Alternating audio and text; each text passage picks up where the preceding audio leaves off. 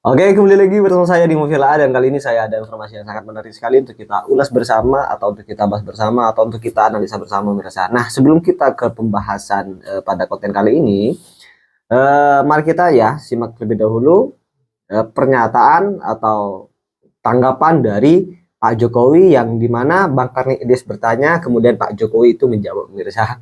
Nah, jawaban Pak Jokowi di sini herannya dan uniknya pemirsa membuat Bang Karni Ilyas itu seakan-akan kena mental.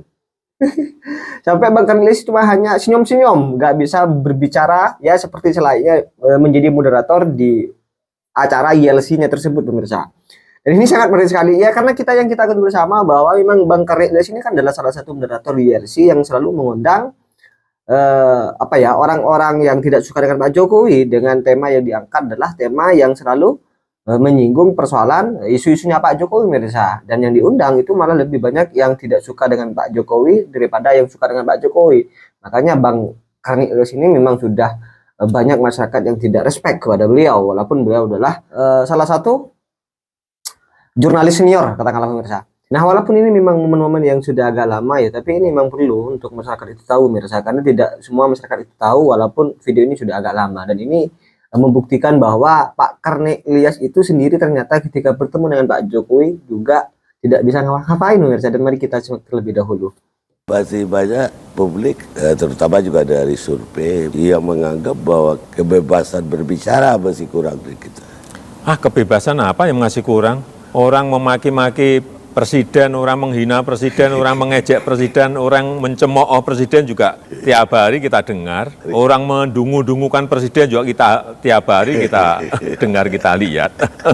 Biasa aja, mau seperti apa lagi sebetulnya yang kita inginkan. Demokrasi yang sangat liberal sekali menurut saya kita ini, meskipun kita ini orang timur yang penuh dengan kesantunan, yang penuh dengan etika dan tata krama yang baik, tapi sekarang kita sudah menurut saya sudah sangat liberal sekali. Apa Pak Karni nggak melihat? Ya, saya perlu dapat dari Bapak sendiri. Ya, tapi kalau sudah masuk ke misalnya menghina orang, kemudian orangnya itu marah dan melaporkan kepada polisi, lah itu sudah wilayah yang lain. Sudah wilayah hukum itu yang bekerja. Bapak sebenarnya udah berapa kali ya menegaskan nggak ada tuh kampus Bapak untuk 3 periode kampanye itu orang cari buka, orang menjorokkan. Ya, kan sudah saya jawab beberapa kali, berapa kali saya sampaikan. Tapi Pak Karni kok masih menanyakan lagi? bukan itu yang ditanyakan Pak. Kenapa sukarelawan Bapak masih kampanyenya perpanjangan lah, 3 kali lah. Ya, kalau menurut saya boleh-boleh saja lah. Itu kan juga sebuah bentuk demokrasi dan tatarannya baru tataran wacana. Kan orang boleh juga kan menyampaikan Jokowi mundur kan juga boleh. Ganti presiden juga boleh, iya kan? Masa orang mau wacanakan seperti itu nggak boleh? Ini katanya demokrasi. Kan nggak apa-apa, yang paling penting jangan anarkis gitu aja. Yang paling penting itu aja kok. Ini baru tataran wacana kan. Sehingga banyak yang nafsirkan ini Pak Jokowi juga yang juru ini. Gitu. Ya juga boleh-boleh saja, orang namanya tafsir saja kok. Inilah demokrasi kita sekarang ini. Bapak bilang tadi yang pemilu udah turut. Bagaimana dengan pemindahan ibu kota, dana? Ya, pemindahan ibu kota kan sejak awal saya sampaikan bahwa ini adalah sudah rencana lama, udah gagasan lama sejak Bung Karno. Iya. Sejak Bung Karno loh ini, jangan dipikir ini rencana saya atau gagasan saya. Ini sudah sejak Bung Karno, Pak Harto juga ingin memindahkan dan ini saya mengeksekusi. Dan yang kedua, Pak Karni harus ingat juga bahwa undang-undang IKN ini juga sudah ada. Artinya sudah ada pegangan hukumnya. Dan undang-undang IKN ini disetujui oleh parlemen, 93% menyetujui. Dan ini juga bukan proyek yang setahun 2 tahun, ini bisa 15 tahun atau 20 tahun. Dan saya sampaikan kurang lebih 20% nanti dari APBN dan 80% nanti dari KPBU, dari sektor swasta. Artinya lebih banyak investasinya. Itu yang apa yang harus saya sampaikan. Jadi jangan dilihat ini jangka pendek, ini sebuah rencana jangka panjang yang tidak akan langsung mengambil porsi APBN yang besar. Bukan itu. Saya kira ini adalah proyek yang 80% nanti kita ingin dibiayai oleh investasi, oleh sektor swasta, oleh KPBU, dan kurang lebih 20% dibiayai oleh APBN dan jangkanya panjang. Tapi kita udah mulai pindah 2024. Ya kita harapkan kalau kementeriannya, kantor-kantor kementerian sudah jadi. Kalau belum kan ya juga kenapa sih harus 2024? Gradual lah ya. Bisa gradual. Tapi kembali ke 2024. Dalam bayangan Bapak, presidennya seperti apa yang Bapak idolakan atau Ya saya harapkan? kira survei kan jelas. Nggak akan keluar dari yang disurvei itulah, saya kira. Nggak akan ada tahu-tahu nongol kandidat baru gitu. Sangat sulit Pak, menurut saya. Jadi yang ada di survei itu lah yang disajikan nanti oleh partai-partai, karena apapun yang bisa mengusung kandidat ini adalah dari partai atau gabungan partai. Jadi ya tanyakan nanti ke partai-partai, tetapi dari sisi saya yang paling penting program pembangunan ini harus berkesinambungan. Jangan sampai ganti kepemimpinan, ganti kebijakan, gonta-ganti kebijakan. Nah ini kita akan tidak bisa maju. Jadi terus berkesinambungan, itu yang kita harapkan itu.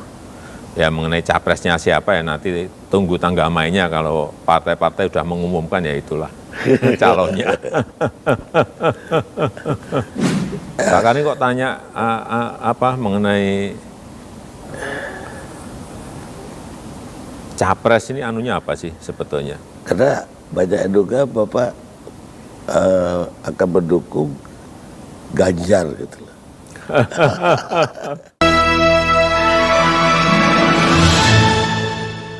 Nah, kemudian pemirsa di sini terkait dengan Mbak Puan Maharani ya, yang mana kita ketahui bersama bahwa walaupun beliau dari keluarga Ibu Megawati dan petinggi dari PDIP, nah cara-cara Mbak Puan ini berbeda loh dengan kader-kadernya, berbeda dengan sekjennya, berbeda dengan Adiana Pitupulu, dengan Hasto, dengan Deddy Storus, bahkan berbeda dengan ibundanya Megawati Soekarno Putri. Beliau menggunakan cara-cara yang seperti Bawang Bacul lakukan. Beliau diterima oleh semua kalangan ya karena dengan cara-cara beliau yang penuh etika pemirsa. Dan ini yang seharusnya dijadikan contoh, bukan seperti Hasto. Makanya Mbak Puan itu sangat dihormati dan sangat disegani oleh beberapa petinggi partai dan juga termasuk Presiden Joko Widodo dan juga Pak Prabowo Subianto sendiri pemirsa. Bahkan Pak Prabowo sendiri itu menyatakan kerespekannya terhadap Mbak Puan Maharani pemirsa. Dan mari kita simak dulu dahulu. Dan seharusnya ini yang dijadikan teladan oleh beberapa kader PDIP, bukan Hasto.